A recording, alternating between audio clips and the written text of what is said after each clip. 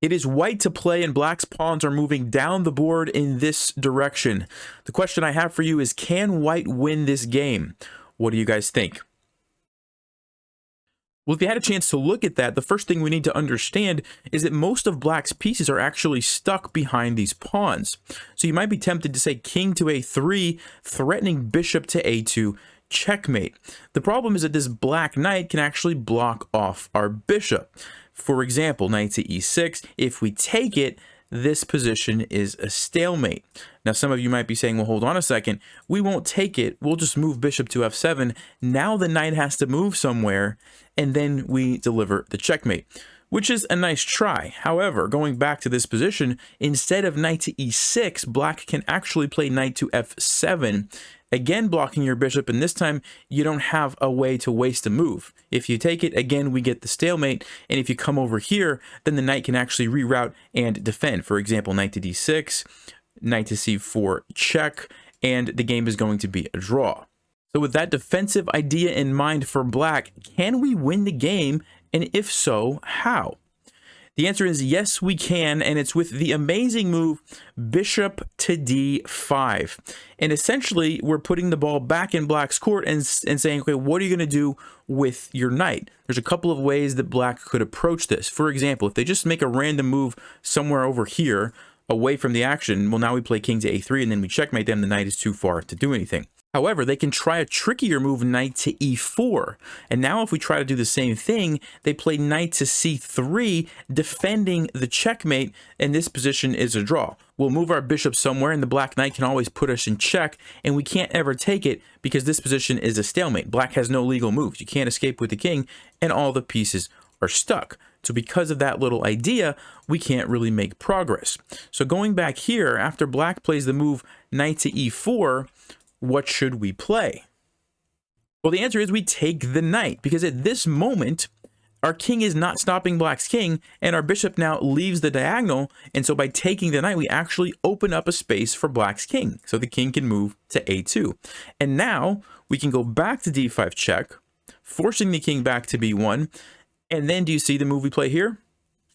That's right, we take the rook. And again, we have the same kind of idea. Well, black has a move now. They have to move their king.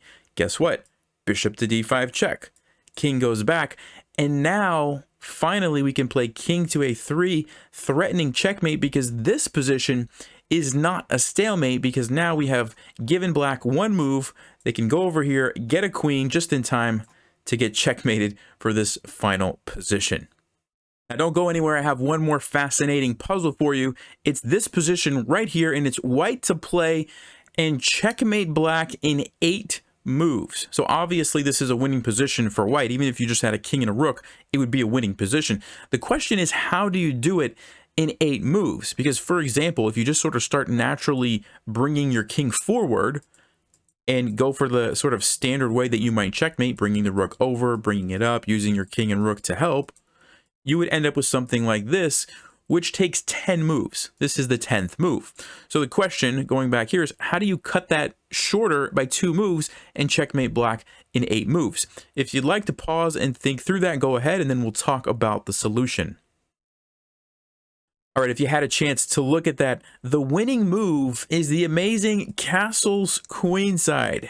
I know I didn't really tell you if that was a legal move, but it is. And the way that it leads to the checkmate is pretty fascinating. Black has to capture, it's the only move, and then we play rook all the way down to d8, taking away all of black's moves going backwards, forcing the king up.